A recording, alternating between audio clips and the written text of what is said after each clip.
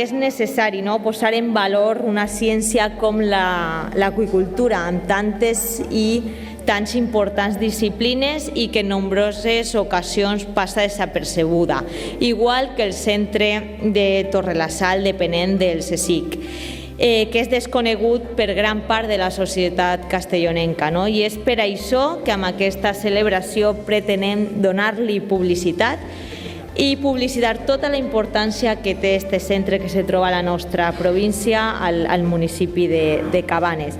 Es realmente un honor para esta Diputación coadyuvar a toda esa magnífica labor de investigación científica que realizáis. Y efectivamente, un placer estar aquí clausurando estas jornadas de este 50 aniversario de esas buenas relaciones.